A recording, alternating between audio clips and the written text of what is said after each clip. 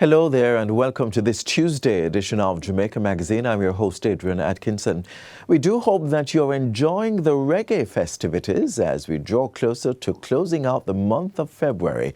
Not only that, remember that it's also Heart Month, so be sure to have your checks done. And with that said, we'll be right back after this break.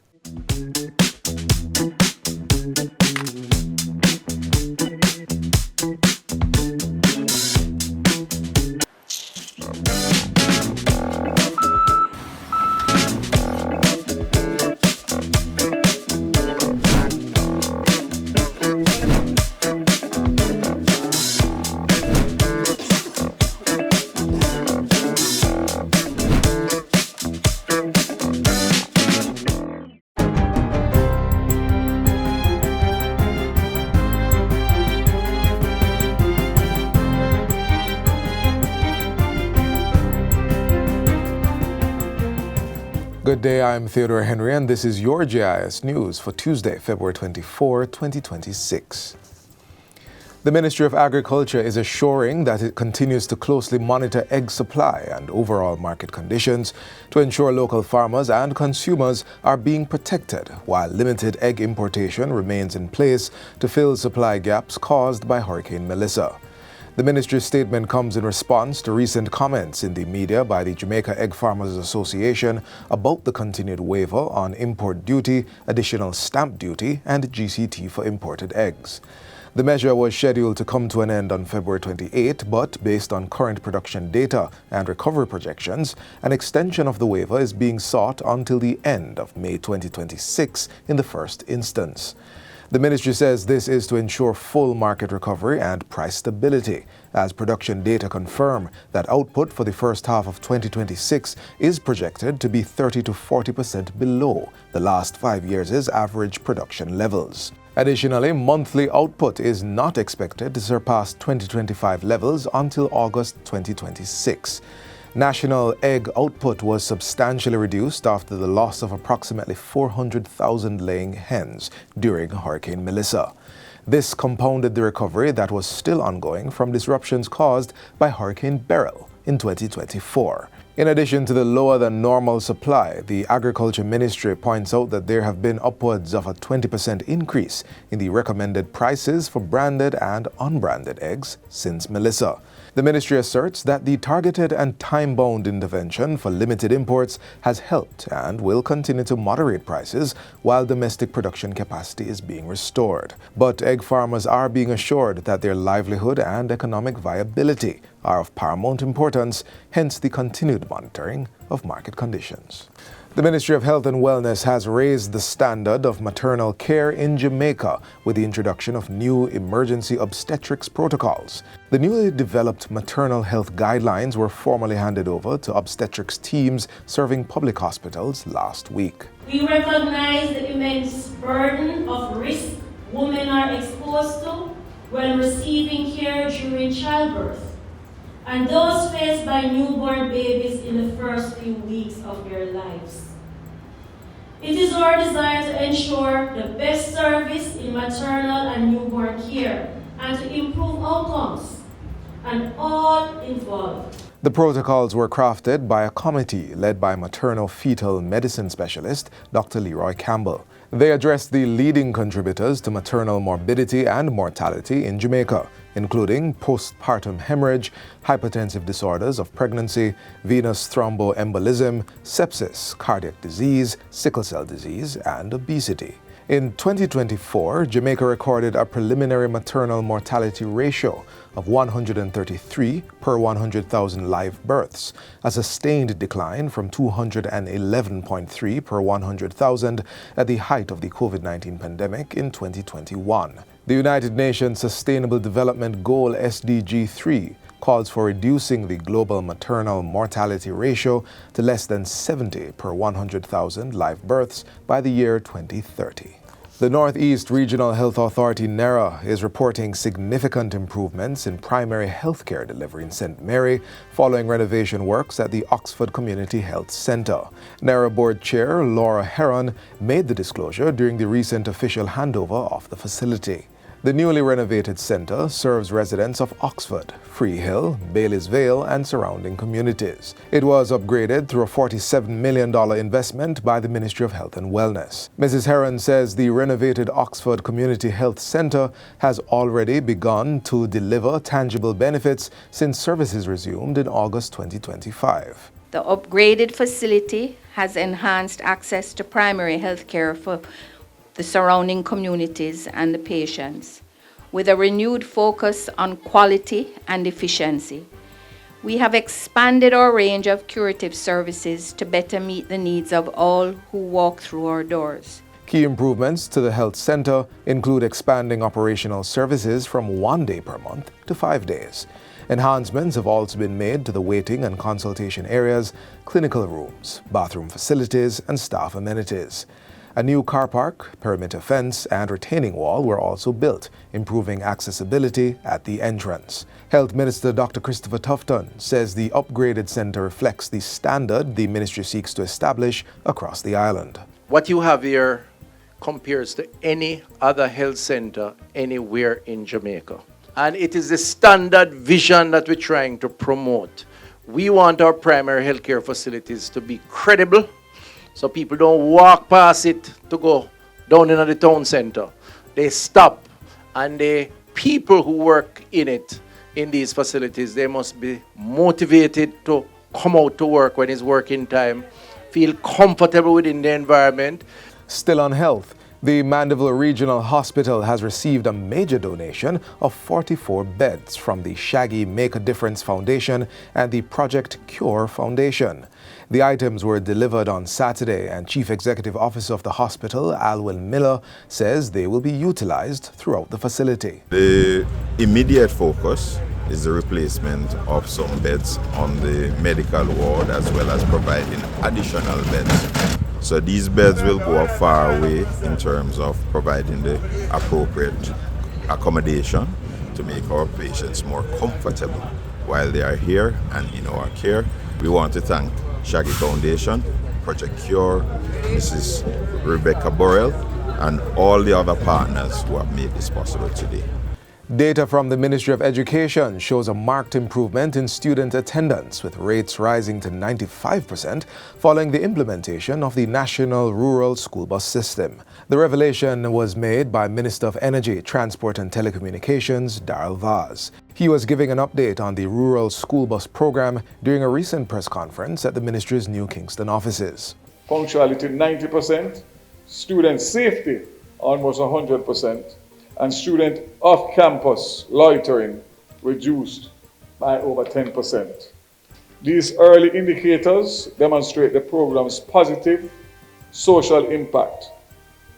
Despite data limitations, operational observations indicate steady growth in ridership since the program's launch in September 2025, and increased utilization has been observed. The buses operate between 5:30 a.m. and 8:30 a.m. and from 3:30 p.m. to 8:30 p.m. on weekdays. 74 routes have so far been activated, serving over 340 schools.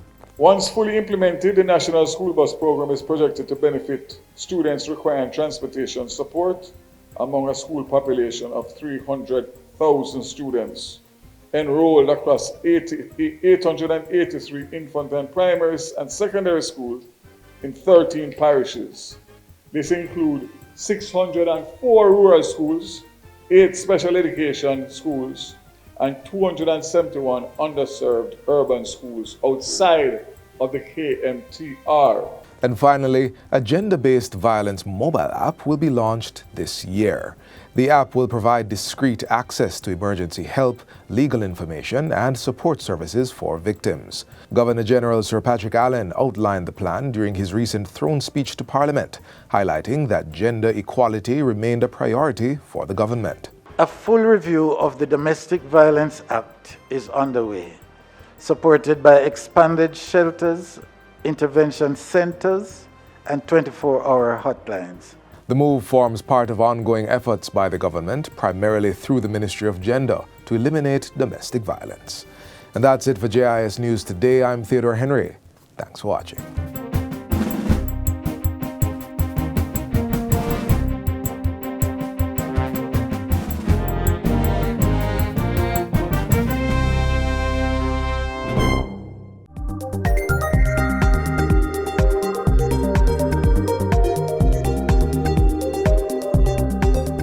Thank you so much for staying with us right here on Jamaica Magazine. For many, a criminal record can feel like a permanent barrier. But what happens when that record has been expunged and someone wants to serve their community at the highest level of trust? In this next feature, we explore the process, the policy, and the possibilities.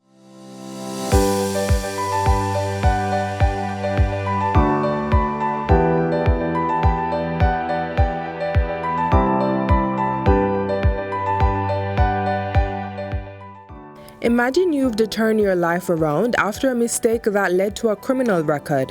The slate has been wiped clean through the process of expungement. But now, you are faced with a new challenge, a desire to serve your community as a Justice of the Peace JP.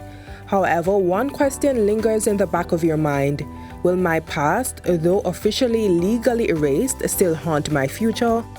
Let's find out. But first, who is a Justice of the Peace and what is meant by the term expungement?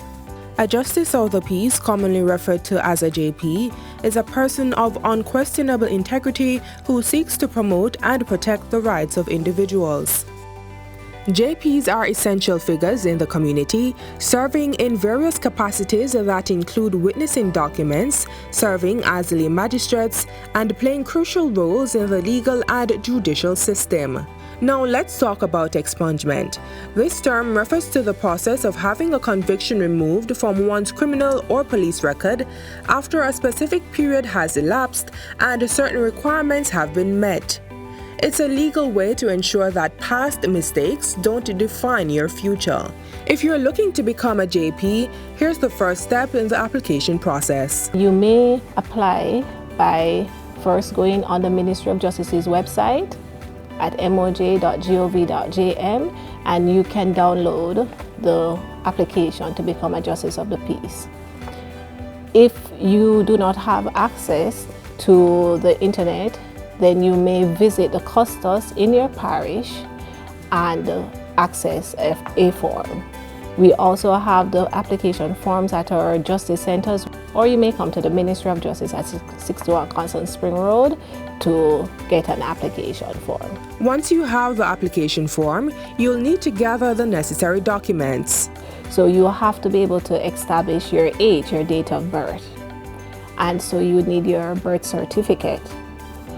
If it is that you have a name change, you may need to provide, for example, if you have gotten married, a marriage certificate, or if you have done a depol. And so you may have to take the necessary steps just to make sure that the official name that you carry is validated through these instruments. So you should have a copy of those to be provided to the ministry through your custos. You will also have to obtain 2 letters of recommendation. You may get the letters of recommendation from a Justice of the Peace or a police officer at the rank of superintendent upwards. A pastor of a church may also provide the recommendation. One crucial aspect of the application process is the declaration of any past criminal convictions.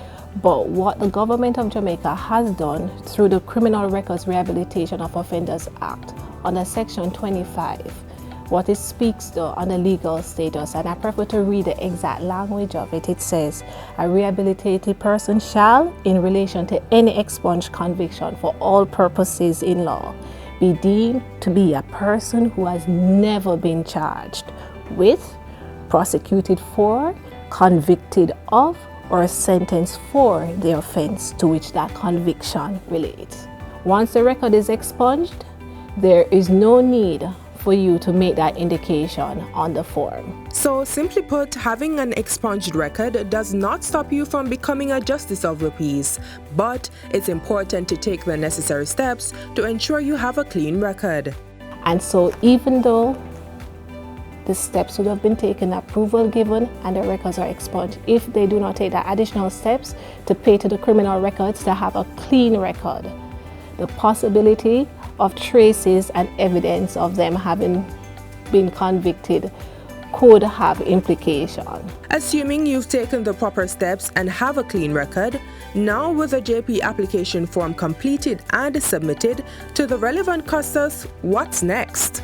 Now, once the custos is in receipt of the application form, that custos has an obligation to ensure a discreet inquiry utilizing a police officer from the rank of inspector upwards, and once the custos would have conducted a discreet inquiry on the applicant, then the custos, having been satisfied that that applicant has a potential to continue to serve in this community, is a person of integrity based on the content of his application form, then the custos will submit that application to what we call the Justice of the Peace Advisory Committee, to which a custos is a chair, and that comprises 3 other persons: a judge, a police officer, and a person nominated by the Minister of Justice. That committee will assess the application and make a recommendation to the Minister of Justice to say that this applicant is suitable to be considered for the office of Justice of the Peace. The Minister will then make a recommendation to the Governor General for that person's appointment.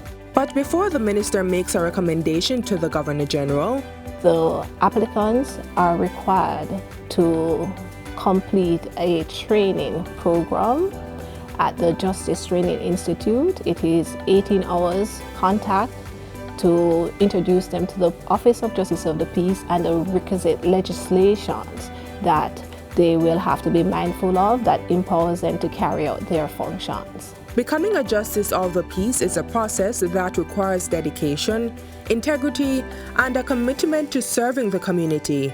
Even with an expunged record, the opportunity to serve in this esteemed role is still within reach. Your past does not have to dictate your future.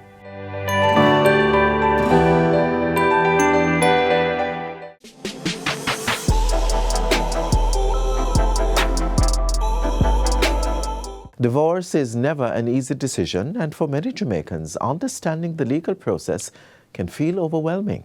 In our next feature, we break down what you need to know and where to turn for guidance.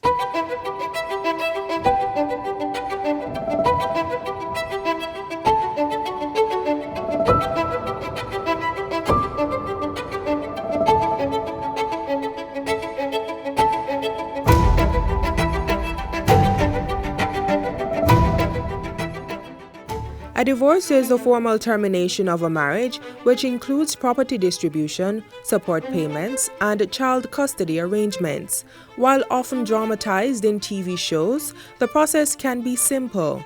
In Jamaica, divorce applications are generally processed through paperwork. But who can file for a divorce in Jamaica? Well, you may apply if you meet one of the following criteria. You are a Jamaican national. You are domiciled in Jamaica at the start of the proceedings. You have resided in Jamaica for at least 12 months immediately before the proceedings begin. There are specific circumstances under which a divorce may be granted, but the only grounds for granting a divorce relate to the irretrievable breakdown of the marriage. Parties must be separated for a minimum of 12 months, regardless of attempts at reconciliation. Even if they live in the same house, they can still be considered separated if they sleep in separate bedrooms or no longer engage in sexual relations or household duties for one another. Special considerations apply to marriages lasting less than 2 years, and additional requirements exist when children are involved. A divorce order will not be issued unless the court is satisfied that suitable arrangements have been made for any relevant children. Divorce can be simple if there are no children, maintenance conflicts, or property partition issues. It is also important to note that these factors influence the cost for the divorce proceedings. Now to the application process. Step 1. Filing the petition. The petition is a document that describes the history of the marriage and the reasons for the separation.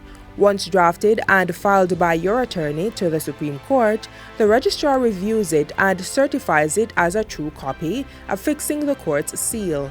This certified copy is then returned to your attorney, who will serve it on your spouse. Step 2. Service of a true copy of the petition. Your spouse must now be served with a petition. A process server will be retained to deliver the document according to your instructions. Your spouse has 14 days from the date of service to reply by filing an acknowledgement of service stating whether the divorce is contested or uncontested. If the divorce is contested, a hearing date will be scheduled, and the petitioner may be required to establish all the facts stated in the petition, including the separation and the difficulty of resuming cohabitation. If your husband or wife says in the acknowledgement of service that they will not oppose the divorce, you may proceed to step 3. Step 3. Applying for decree nisi. 14 days after the true copy of the petition is served on your spouse in Jamaica, provided there is no objection to the proceedings, the petitioner may apply to the court for a decree nisi. This is the first order that indicates the dissolution of the marriage. The application can be heard on paper, which means that the parties do not need to appear in court. Step 4. Applying for decree absolute. 6 weeks after the decree nisi is issued, the petitioner may seek the last order in the divorce process, known as the decree absolute. This application is also reviewed on paper, so the parties are not required to attend a hearing. This is the final stage of the dissolution process, and the decree absolute serves as proof that your marriage has been resolved. Everyone's reasons for divorce and individual circumstances are different, which can affect the ease or difficulty of obtaining one. It's important to consult with your attorney for the best advice at every step of the process.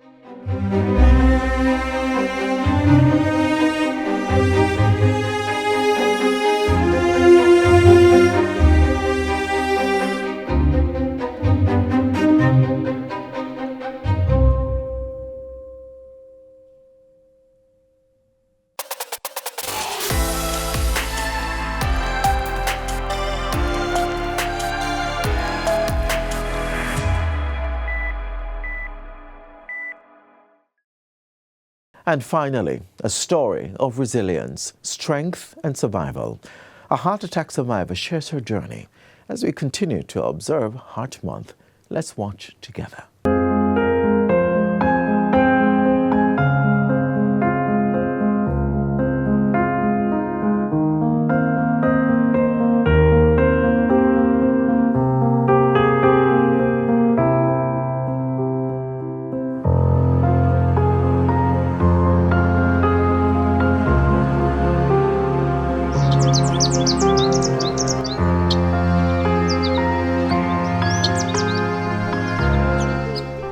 When I swallowed the cheesecake, I felt a burning on my chest.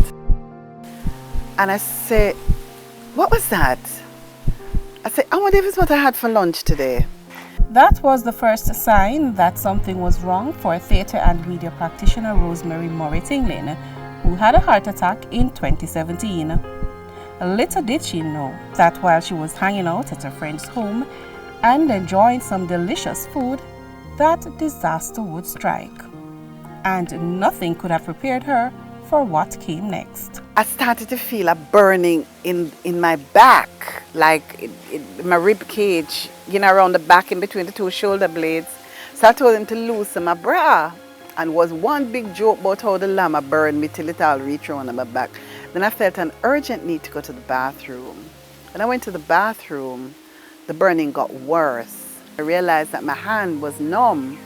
So I was holding up my right hand in the air, and I realized I couldn't do anything. The burning was bad. I couldn't breathe. I felt like I couldn't breathe. So I said, you know what, let me try and reach them. So I pulled up halfway and kind of dragged myself along the corridor to the doorway where my friends were at, and I said, hospital.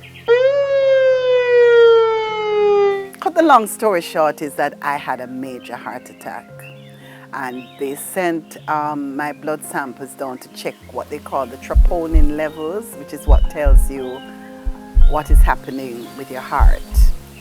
And they said it was high, so I had to go up to the university hospital.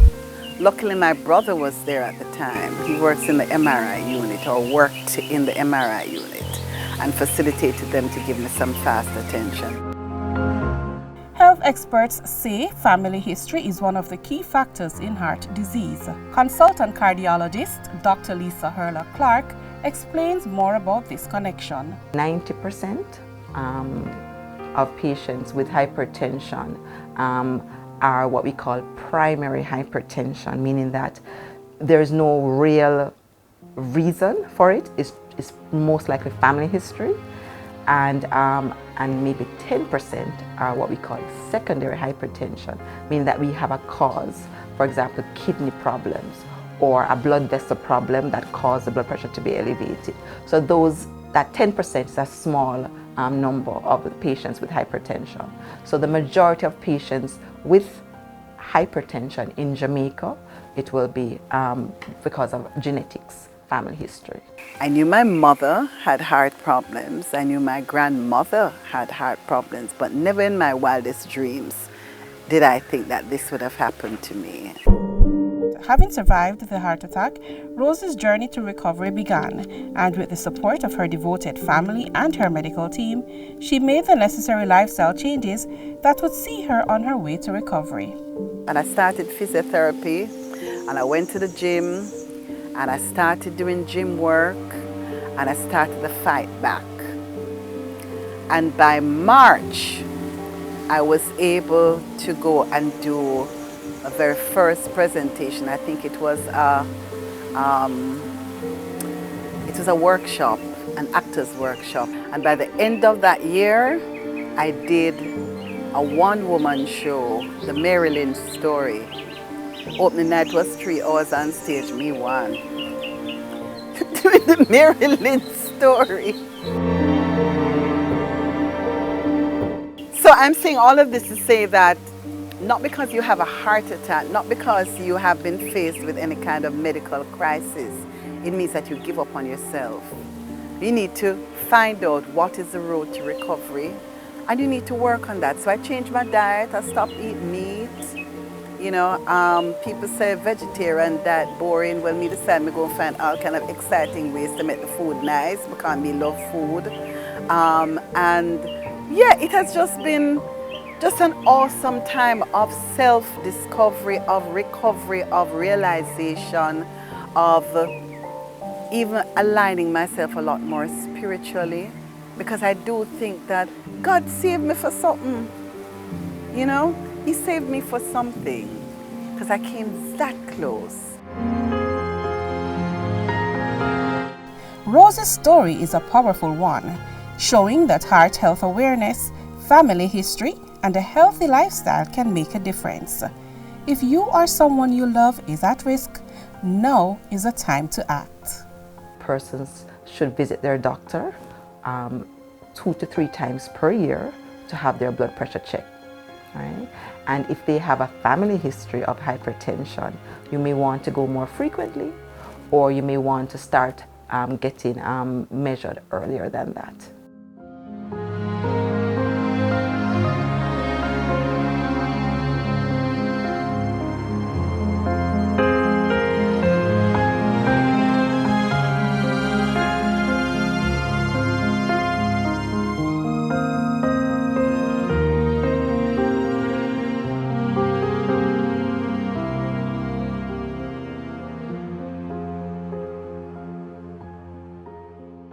And that's a wrap for today's edition of Jamaica Magazine. Remember to visit our website in the meantime at jis.gov.jm for more news you can use. On behalf of the entire production team, I'm Adrian Atkinson. Stay safe.